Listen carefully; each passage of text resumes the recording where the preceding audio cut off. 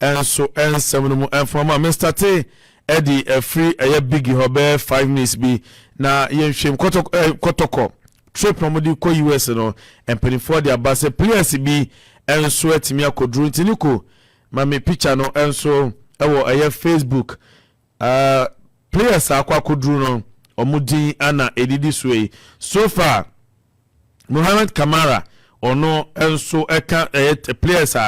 kono ho bi Abdul Hamid Ismat eka ho Justice Blay Samba O'Neil Emmanuel Entry Elvis Cheba Fonafe Abdul Rahman Yagub enti mekayams 1 2 3 4 5 6 7 players ana so far omanyo amove sama kwa kodru ntino 7 players nso de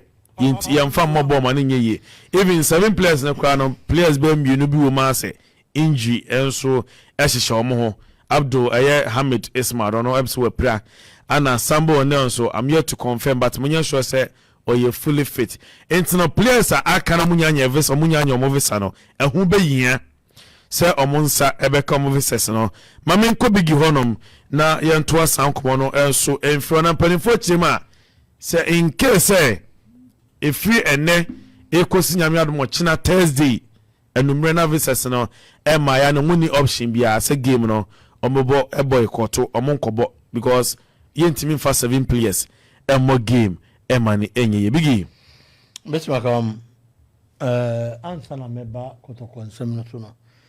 se ene media ma ba standing bako yeah media ma bo 0-0 ana nstratraman so bon so bo 0-0 ti media ma bo draw ti Kumasi Asante Kotoko da so da yeah ti omunya 11 points 11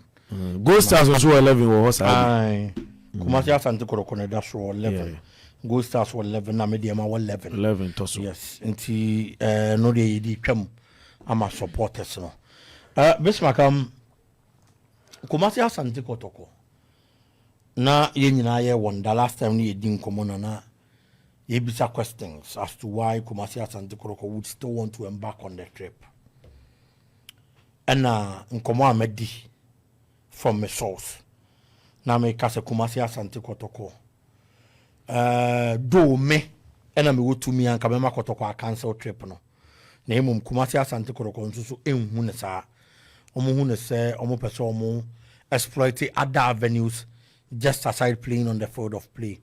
and the Kotoko decided to make Konomako on a match no fortunately ene Kumasi Asante Kotoko first batch of players omunya visits no atu enra medi nkomo kaka ene medi nkomo kaka nkomo amedi no ene nkomo na eba Kumasi Asante Kotoko release nim no say almost say train for visas ni bi what just nyankopon ya aduma latest by chene nwumre it is possible say other players and to be visas no more the ato so akọ and in the release Kumasi Asante Kotoko state it is in the release categorically say organizers no are sure mo so mo baji visas na aka ho no de amomo no matimi akọ bobo no na se eno na mba ni ko nkaado betibi de akọ foma me kwa na nka makan debi enya hano ope man different one no ahawei the event organizers have provided strong assurance enya na ope no I say the event organizers have provided strong assurances that they are working diligently to resolve the visa issues for the remaining members of our team. According to their commitments, the outstanding visas will be secured by Thursday night, October 10th, 2024, ahead of the scheduled match on Saturday. Conform. Last paragraph, no.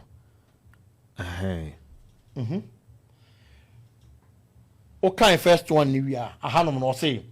while we remain hopeful that all matters will be resolved promptly, it is important to note that our continued participation depends on the successful fulfillment of the organizers' assurances. Players ni be di kan ko. Na mum so mo bebo game no, e be depend on some organizers of the event aye de ben. Akachiro mo no. Akadi akire omo no. Say organizers ni e be di sansam ne so. And a total boycott from the match should we be unsuccessful in securing visas for the rest of the contingent,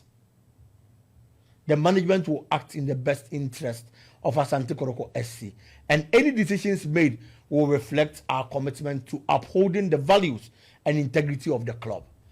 May fa sa paragraph no okan ban finfin won mo na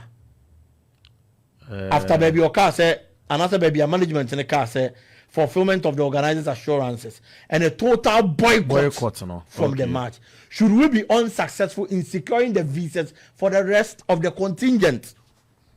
The tia we twamu nyina na say omo organize event na Asante Kotoko akoko ball omo organize match no asha Asante Kotoko bo